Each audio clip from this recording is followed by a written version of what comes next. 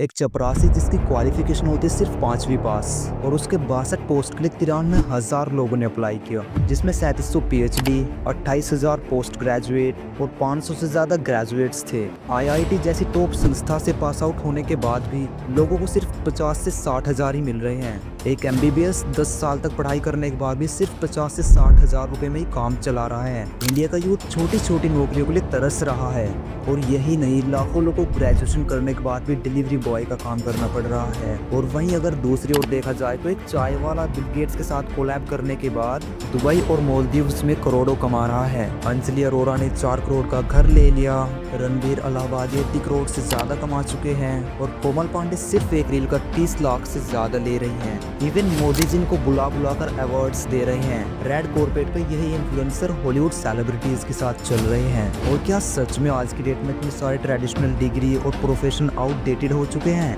और टाइम आ गया है कि पढ़ाई छोड़ दी जाए और हम सब एक इन्फ्लुएंसर बन जाएं? और जो लाखों बच्चे नीट, JEE, UPSC, CA की प्रिपरेशन कर रहे हैं, क्या वो बेवकूफ़ हैं? और क्या पढ़ाई, कॉलेजेस, स्कूल्स की कोई वैल्यू ही नहीं रह गई है? क्योंकि लग तो ऐसा ही रहा है। पॉलिटिशियंस इनसे मिलने आ रहे हैं, पब्लिक इनको सर पर चढ़ा रही है और पैसा इतना है कि गिन नहीं पा रहे हैं। रोज नई गाड़ियाँ ली जा रही हैं और इंडिया में इनके पाँव टिक नहीं पा रहे। आप चाहे कितने भी अच्छे स्टूडेंट क्यों ना हो या फिर कितनी भी अच्छी फर्स्ट क्लास जॉब क्यों ना करते हो, इन इन्फ्लुएंसर्स की अर्निंग देखने के बाद आपको भी एक बार सेल्फ डाउट तो जरूर हुआ होगा कि क्या सच में आप लोग पीछे रह गए। इस वीडियो में आपको इन सारी बातों के रैशनल, प्रैक्टिकल एंड अनबायस्ड जवाब मिलेंगे, जो कि पिछले कई सालों की ऑब्जर्वेशन और एनालिसिस का नतीजा है एंड आपको हैरान कर देगा। एक मूंगफली वाले ने अपनी मूंगफली बेचने के लिए क्रिएटिव तरीका ढूंढा। वह आवाज लगाने की जगह गाना गाने लगा। गाना था तो काफी मजेदार, लोग इससे अट्रैक्ट होकर उसके पास आने लगे और धीरे धीरे मूंगफली की सेल बढ़ती चली गई और मूंगफली बेचने वाला खुश हो गया। फिर किसी इंसान को तिगड़म सूझी, उसने उसे रिकॉर्ड करके इंटरनेट पर डाल दिया और डालते ही सार यही वायरल हो गया। बहुतों ने इस गाने की वायरलिटी का फायदा उठाने के लिए इस गाने पर डांस करना स्टार्ट कर दिया। ऐसे ही एक डांस उस टाइम लॉकडाउन की वजह से घर पे बैठे लोगों को बहुत ज्यादा पसंद आया और बस फिर क्या था, वहीं से जून मैडम की जर्नी स्टार्ट हुई। एक रियलिटी शो, कई गाने और कुछ कंट्रोवर्सी के होते होते ये जर्नी यहाँ तक पहुंच गई and she still strong and frankly speaking she deserve it. In fact not just she, बल्कि हर वो इन्फ्लुएंसर जो आज पैसा कमा रहा है, चाहे वो लोगों को अपने यूनिक तरीके से चाय पिला पिला के बिल गेट्स तक पहुंचने वाला डोई चाय वाला ही क्यों ना हो, या फिर हमारे ब्रेन और अटेंशन को वियर्ड तरीके से हैक करने वाला और ही क्यों ना हो, ये सब जो रोटी कमा रहे हैं ये उसे पूरी तरीके से डिजर्व करते हैं। क्यों चौंक गए?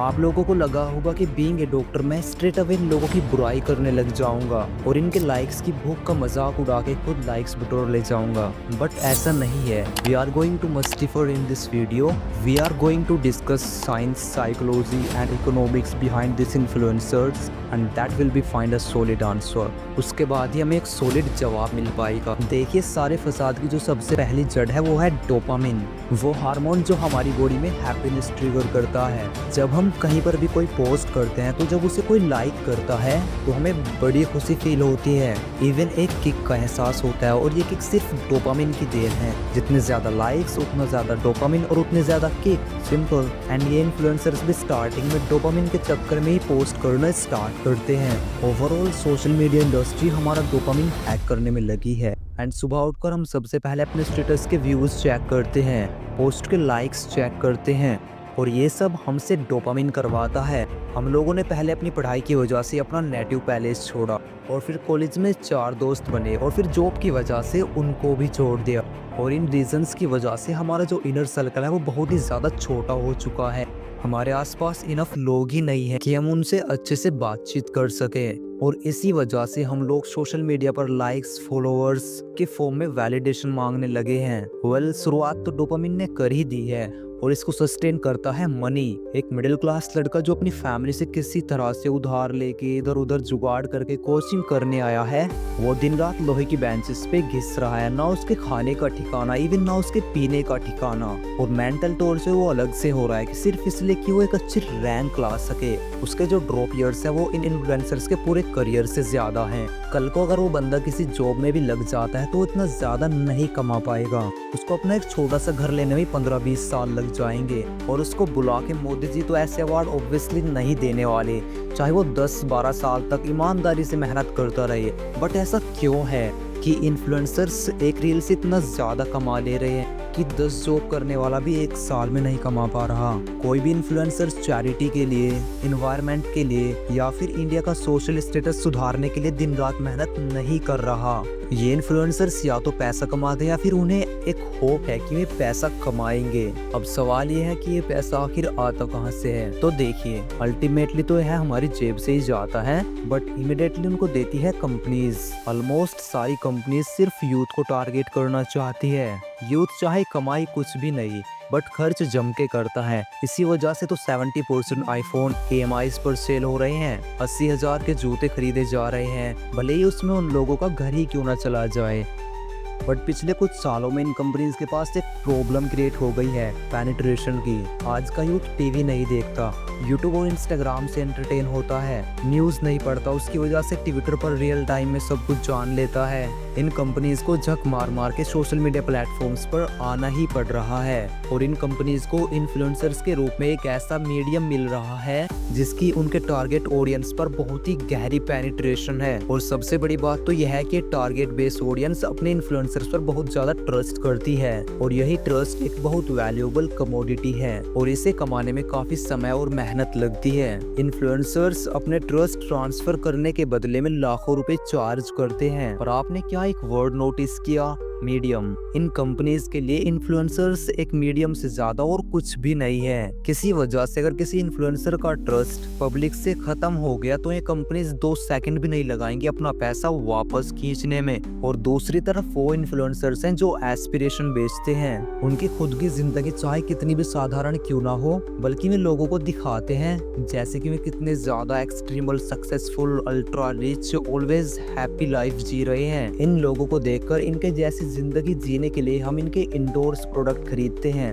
और अपनी सारी कमाई लुटा देते हैं। इनका खेल जब तक तो सही चलता है जब तक पब्लिक इनकी सारी सच्चाई नहीं जान लेती, और जैसे इनका भांडा फूटता है इनके रिच लाइफ और अर्निंग दोनों रातों रात गायब हो जाती हैं। अब आप कहोगे कि कई इन्फ्लुएंसर्स ऐसे हैं जिन पर हमको बिल्कुल भी ट्रस्ट नहीं है और ना ही वह कोई एस्पिरेशन शो अप करते हैं। हम तो सिर्फ उनको इसलिए देखते हैं क्योंकि हमें मजा आ रहा है। मोस्टली जो इंस्टाग्राम मॉडल्स हैं या फिर क्रिंज कंटेंट बनाने वाले लोग में इस कैटेगरी में आते हैं। तो अब ये लोग पैसे कैसे कमाते हैं? इनको जनरली ऐसी कंपनीज पैसा देती है जिनको ट्रस्ट से कोई मतलब नहीं होता। ये सिर्फ अपने प्रोडक्ट को टारगेट पॉपुलेशन तक पहुंचाना चाहती है और इनकी टारगेट ऑडियंस जिस लालच की वजह से इन्फ्लुएंसर्स के कंटेंट को देखती है, उसी लालच के द्वारा वह इन कंपनीज पर भी पैसा लगा देता है, जो कि मोस्टली लीगल होती भी नहीं। अब ऐसे कंट्रोवर्शियल प्रोडक्ट प्रमोट करने के चक्कर में इन इन्फ्लुएंसर्स की रीच डाउन हो जाती है और पब्लिक भी इनसे बोर होने लगती है। इवेंचुअली कंपनीज भी इन्हें पैसा देना बंद कर देती हैं। ये जो 3 रीजन है मनी एंड फ्लो के, ट्रस्ट, एस्पिरेशन एंड रीच, इन तीनों के साथ एक बड़ी प्रॉब्लम है। ये तीनों फर्जाइल हैं, कभी भी एक झटके में खत्म हो सकते हैं। TVF के फाउंडर जिन्होंने पूरा एम्पायर स्टार्ट किया था, जिन पर मीटू का एलिगेशन लगा, पब्लिक का ट्रस्ट तुरंत खत्म हो गया और उन्हें अपनी ही कंपनी से रिजाइन करना पड़ा। AIB की भी सेम स्टोरी है। एक टाइम पर इंडिया का टॉप चैनल आज डेड हो चुका है। गवर्नमेंट का एक रेगुलेशन आता है और टिकटॉक बैन हो जाता है और ना जाने कितने सारे इन्फ्लुएंसर्स सड़क पर आ गए थे। और जैसे ही PUBG बैन हुआ तो उससे रिलेटेड बड़े बड़े यूट्यूब गेमर्स के व्यूज पूरी तरह से खत्म हो गए। यूके राइडर की कार इंपोर्ट वाली सच्चाई जैसे ही लोगों को पता चली, लोगों ने उसके कंटेंट को देखना बहुत कम कर दिया और यहीं पर जो हमारे ट्रेडिशनल करियर पाथ्स हैं वो इन इन्फ्लुएंसर्स को मैसिवली आउटशाइन करते हैं।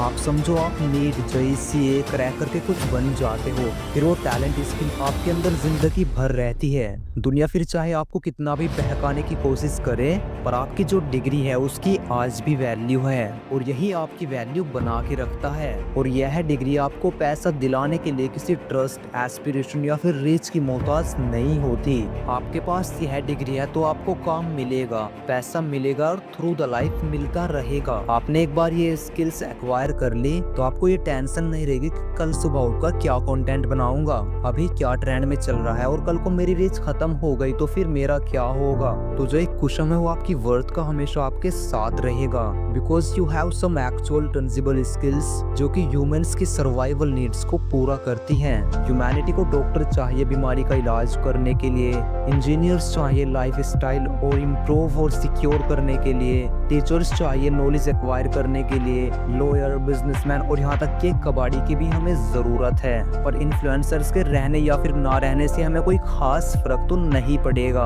अब यहाँ पे आप एक बात बोल सकते हो कि अगर ऐसी बात है तो फिर ये डॉक्टर्स, इंजीनियर्स इतना एक्सट्रीम अमाउंट क्यों नहीं कमा पा रहे जो इन इन्फ्लुएंसर्स को मिल रहा है। बात काफ़ी हद तक तो सही है। फ्लाइंग बीस्ट ने एक कैंपेन में इतना कमा लिया जितना एक टॉप आईटीएंस की साल भर का पैकेज भी नहीं है। रणबीर इलाहाबादिया के जितना नेटवर्थ कमाने के लिए एक डॉक्टर को 20 से 25 साल तक लगातार प्रैक्टिस करनी पड़ेगी और फिर भी शायद ना कमा पाए। और इस चीज के पीछे रीजन है डिमांड एंड सप्लाई का।